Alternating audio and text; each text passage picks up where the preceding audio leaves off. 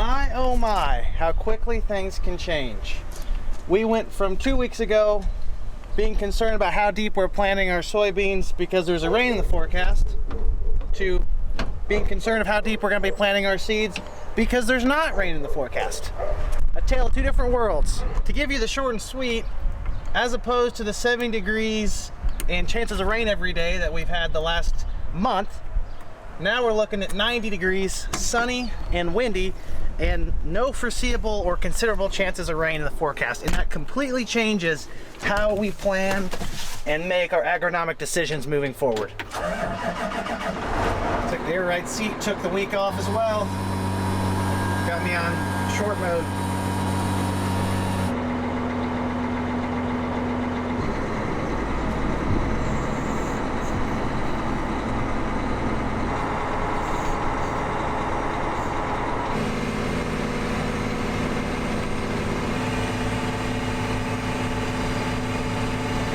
As it currently stands, we have one big field of corn left and a handful of medium to large fields of soybeans left. The real issue and why those fields remain is because all of these fields that are not planted at this point are, in fact, our wetter fields.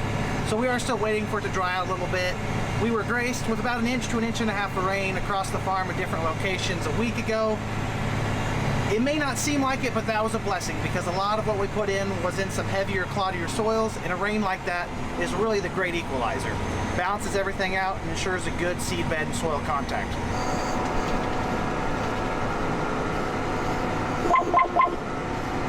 Here's our stop.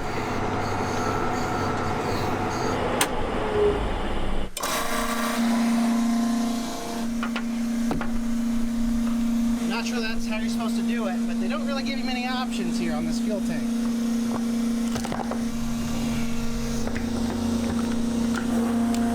The combination of the damp soil and a lack of plantable ground puts us in kind of a holding pattern right now.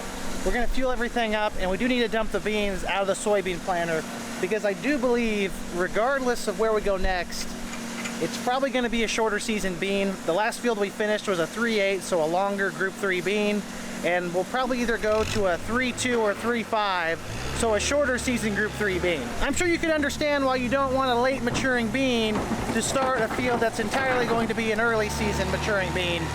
Those beans will not be ready when the rest of the field is, and that can be an issue, especially when the field's 25 miles away from home. You don't want to make 2 trips, so do our due diligence on this one.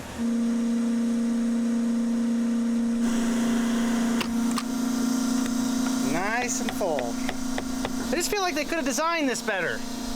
Like put a hook or something maybe? We're gonna use that again.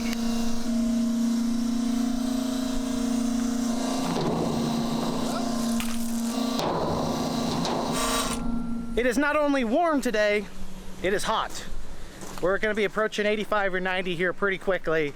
And I'm not entirely ready for this weather. I know our crops that are planted in good shape are gonna love this, pop right out of the ground, which thousands of acres already have. However, what we're putting in the ground is gonna be a little more stressed out about this warm weather.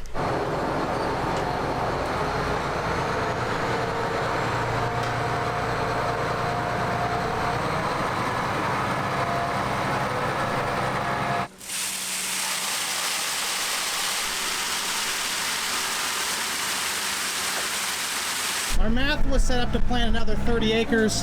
However, it ended up being too wet. That's why we have so many extra beans. If we put them in a Pro Box, they'll be easy to get next time.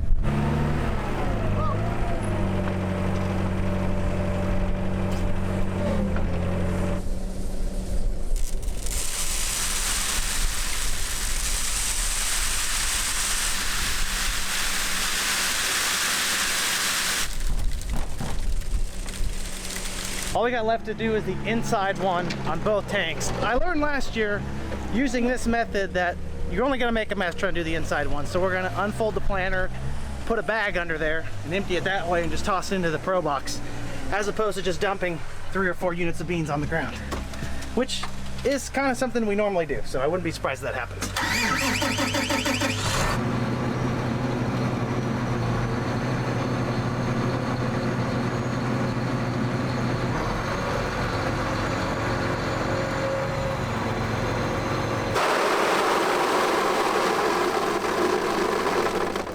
On the bright side, we are going to enlist beans, which makes this less stressful. Same herbicide platform, don't have to worry about the beans getting killed by what we spray. This is more of a quality of life thing.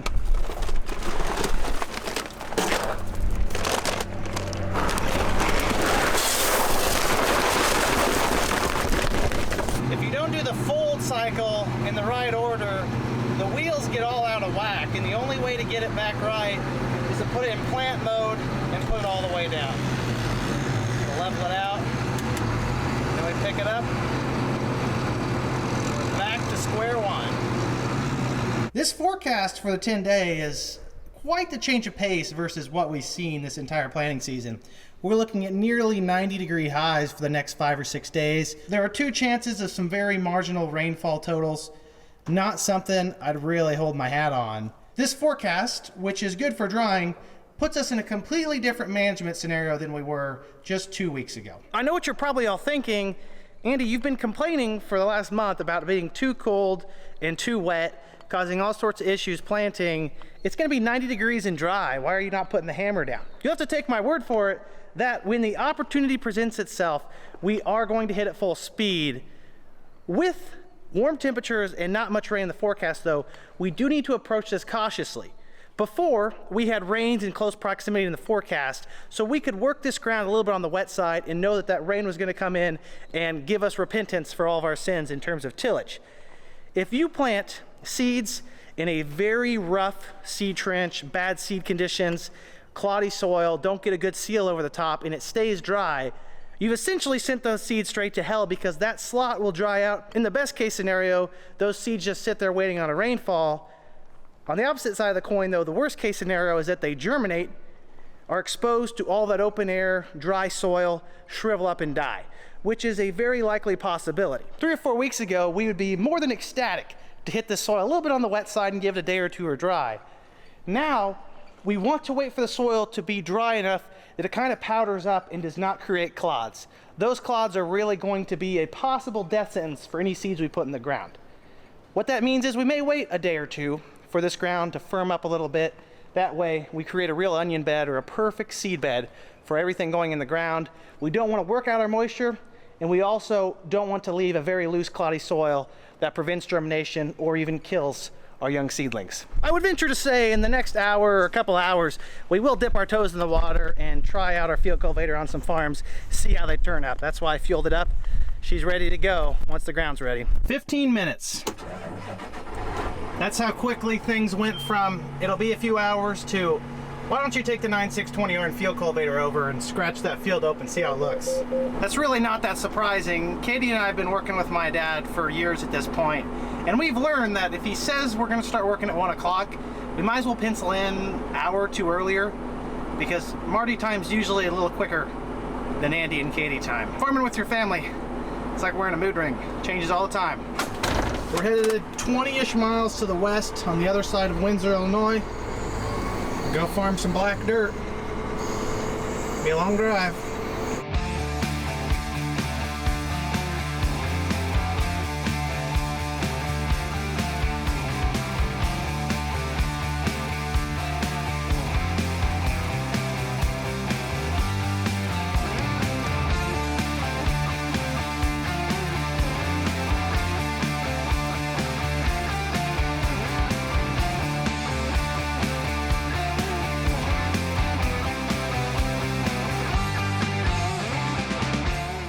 Taking farm equipment down the road used to be so cool.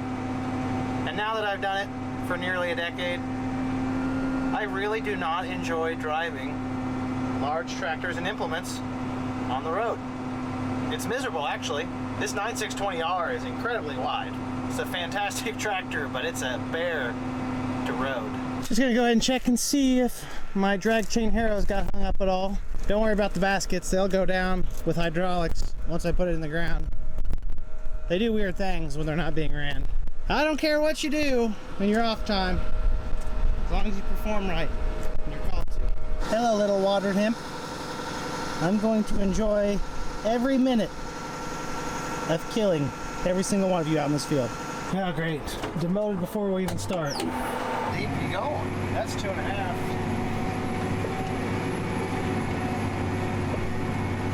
Not too bad, but we're in a dry spot.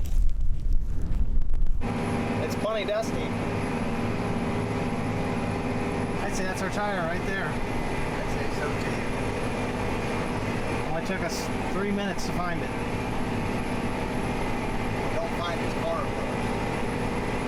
We can move the property line over a little bit. It's still good? I don't know, could be. Wouldn't that be a miracle? And that sidewall's bad, isn't it? Oh yeah, there's a bulge right there. Can't believe it is.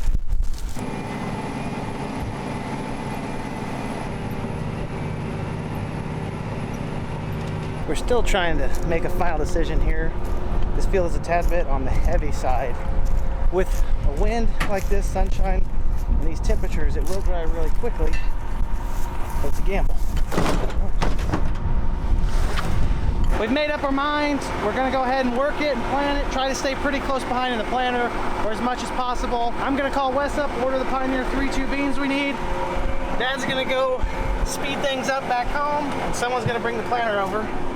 I'm gonna chip away at this, get it drying a little bit. Shouldn't take me too long to eat away at this field with this wide field cultivator and long passes. This is gonna dry out real quick. That pass right there was worked less than 10 minutes ago. It was wet when we worked over it. It's already grayed off. Seeing these wet, cloddy spots dry out so quickly gives me a little bit of comfort, because those are really one of the primary issues for planting when it's wet. They prevent you from having a great seed trench because it's cloddy, adds a lot of air room, which dries everything out.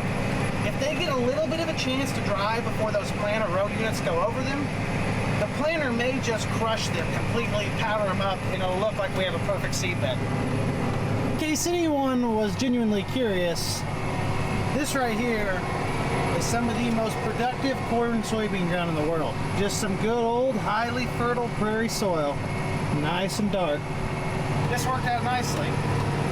I brought Jeff's tractor over, and he's bringing my planter over. I don't know if it was a favor trade. It was a trade though. I think Jeff's a little bit out of his element in the soybean planter, so I will surrender the captain's chair of the cultivator tractor and go wait on the seed tender.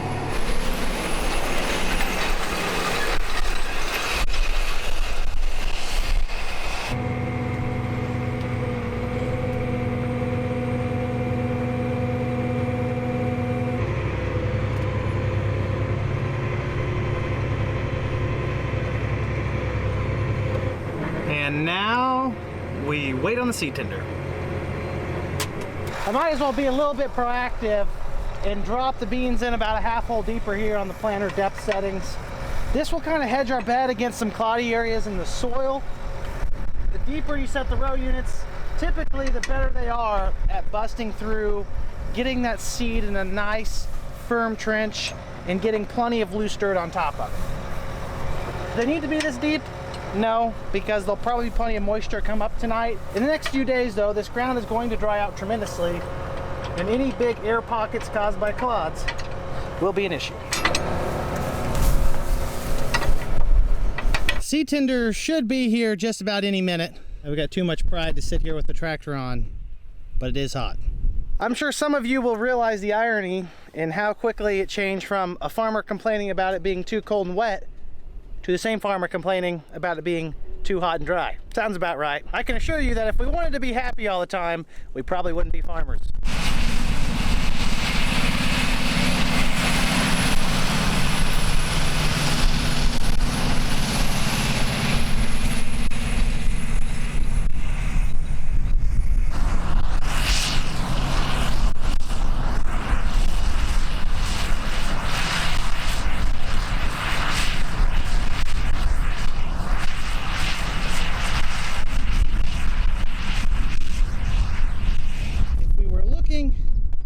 For the best seed bed possible, we need another day or two, or at least let this sit for 24 hours before we plant it. The seed tender's on the way though, so that's not what we're doing. Here comes the tender, the big old load of beans.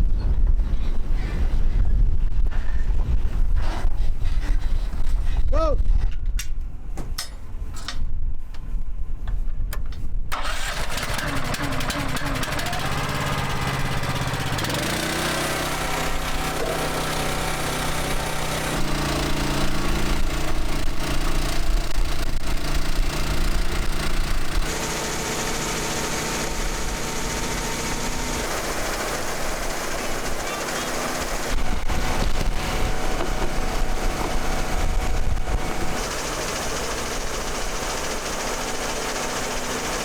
just filled the planter up with a Pioneer 32 T26E enlist soybean, a 3-2 or an early group 2, supposedly high yielding bean, although I hope we're not planting anything that's low yielding. That would not be good for our wallet given the input prices this year. We're gonna go ahead and get this started. We're gonna stay towards what was worked first and move towards what was worked last. That way we're in the drier part of the field at all times. And we are off. You better hurry up, Jeff, or I'm gonna catch you. Even number rows on the right side are not planting. Anyone want to bet it's a chain?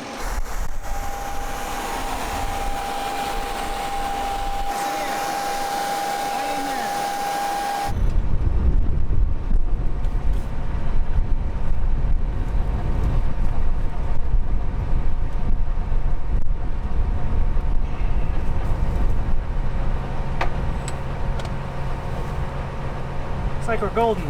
She's definitely a little bit on the loose side. Oh man. Huh. Might as well do a seed quality check here before we get too far along. Oh wait a minute. No reason to check that row because it wasn't planting.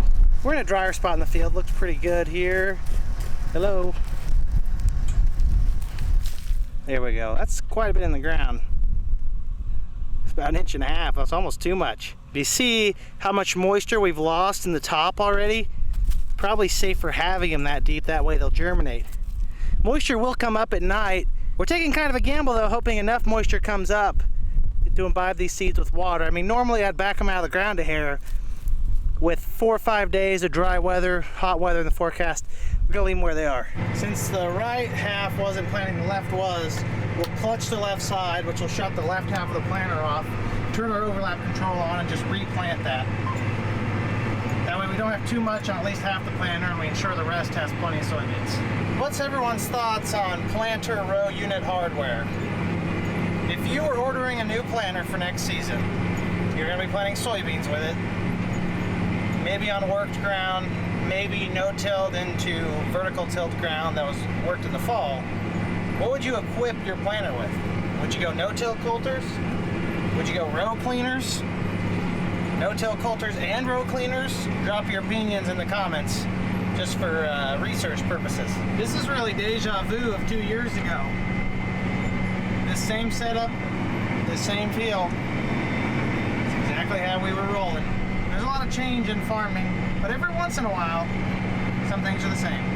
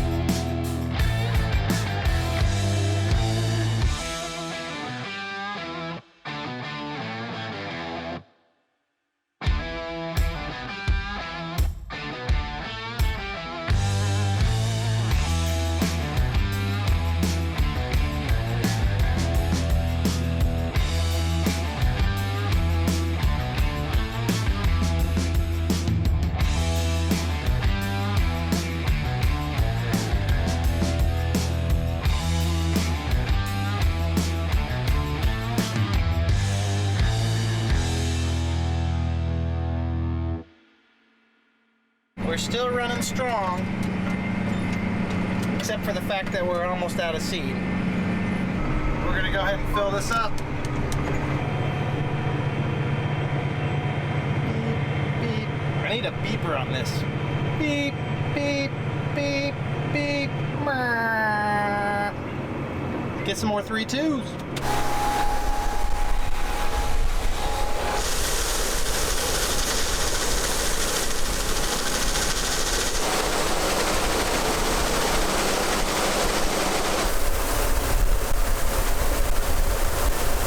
It's probably for the best that we decided to fill up before our monitor showed us running out of seed, because we're in fact virtually empty. Buddy, I'm trying to go through there. Or not, I'll go around. Fearless. We are a little over halfway done with this big field. Jeff's folded up. He's about to head another 25 miles to the west, or 20 miles maybe, over to our farm at Tower Hill. As we were out planting today, Dad and Katie moved the vertical till over to that farm. It's going into corn. Lighter dirt, got a little bit weedy because we didn't have any herbicide down. And we're gonna work it with the vertical till, let it air for a while. And then maybe sometime tomorrow, midday or afternoon, we'll hit it with that field cultivator and quite possibly plant it, which it is the last 200 acres of corn we have. It's a nice farm, it's just hard to manage something that far away. I am somewhat unsure of how to proceed around this spot. Typically, when your seasoned field cultivator operator works around something, you should probably plant around it as well. It looks somewhat dry, but I'll get out when we get closer and survey it. Huh. I wonder why that's like that still. We finally found ourselves some drier ground. Or at least passable ground. I wouldn't really call it dry. Not much visibility now. Oh, much better. Those 36-inch tracks on that combine are just mud sleds. There's not a single spot in this field that's even challenged that combine. Pretty impressive. We have accomplished quite a bit in the last couple days. And that's all that's left. Grain cart salesman was out today looking at this, trying to find us a pair of tracks for next year. I'm in the camp that maybe this field could have used another day or two to dry. This is what we're working with though. I kind of wish we had a rain in close proximity. Maybe we'll get lucky this time and actually get a rain as opposed to not get a rain, which was what we were looking for before. I can understand why I went around that. There's standing water. And I too will probably go around that. I'm actually shocked that there's water out here. The combine or grain cart may have done a number on this field this harvest, because this was one of our fields that we had the tracks on the combine and we're dragging the grain cart through the mud. Or we crushed the tile underneath here, also a possibility. This kind of comes down to a principle I believe in, where just because a couple spots in the field aren't perfect doesn't mean you don't plant the rest of the field. Now, there are some areas that are far from ideal, like this one. However, we're in a over 200 acre field here. That's not even an acre, and there was an acre I had to go around over there. Do you give up 2 acres on a 200 acre field? Or do you wait for it to get drier, plant the whole thing perfectly, and maybe miss your opportunity on some of your other fields? We should be able to fit the last of the beans on the seed tender into the planter. That way Chris can go home and enjoy his evening and not have to sit here. Because he's literally been sitting in my truck at this field for 5 hours maybe, which cannot be that enjoyable. Especially when it's 90 degrees outside. You don't need to get that far over. No, you don't need to get that far. Go back on the road. Whoa.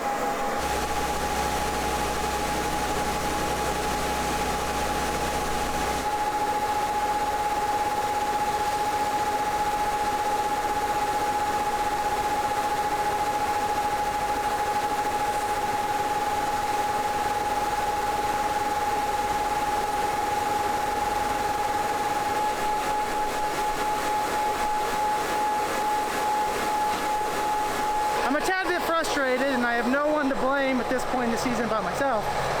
I trusted the scales on the seed tender, which I have not properly reset yet, and those scales said 4,000 pounds.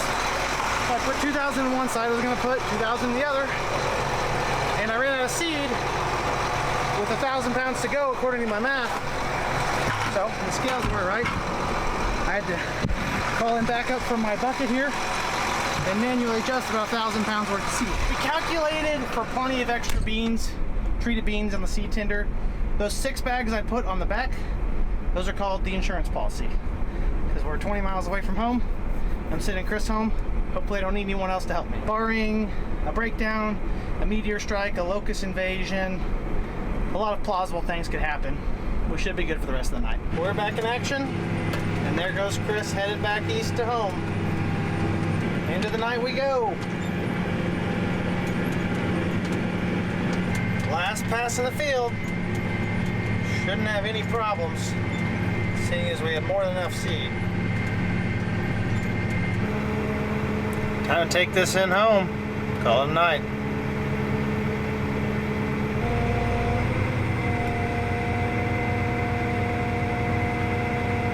Might as well do a quick walk around before we hit the road. Make sure everything's all right. And also use the bathroom, which is really the main goal here.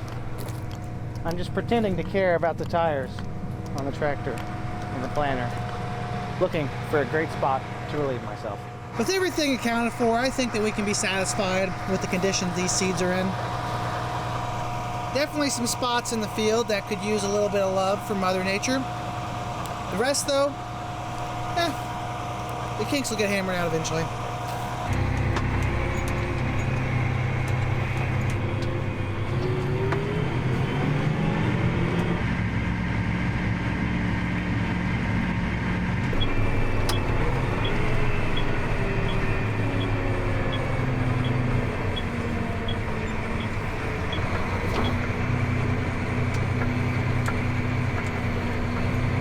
I had an interesting run-in with another motorist on the road.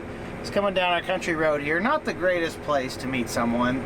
I shut over half my lights off, which I do every time I meet someone at night because I know they're pretty overwhelming to another car. Pull over to the side of the road, slow down to a crawl. I was more than halfway off the road. The guy flashes his lights at me 5 times, then proceeds to flip me off and definitely mouths some words to me. And I would have had some choice words for him as well, but I mean, what more can I do? I mean, I know it's bright, but I don't want you to hit the tractor. It's pretty obvious. If it's that big of a deal, pull over, shut your prissy little eyes, and let me drive by you. I'm just trying to do my job out here. And I think I go above and beyond compared to most people I meet to try and keep the peace with everyone and make sure they know it's their road too. But I guess that gentleman did not feel that way, and he voiced and visualized his opinion pretty tremendously. Alrighty folks, although today was not the most exciting day compared to the rest of the season, every time I don't end the video and go into day 2 it ends up being like 45 minutes long, and I know that doesn't please some of you. So without further ado, I think I'm going to end the video here. I appreciate you all tuning in. Like the video if you enjoyed it, subscribe if you want to see more, and comment down below if you have any questions. You know I love to talk about farming. Have a great day everyone. Peace!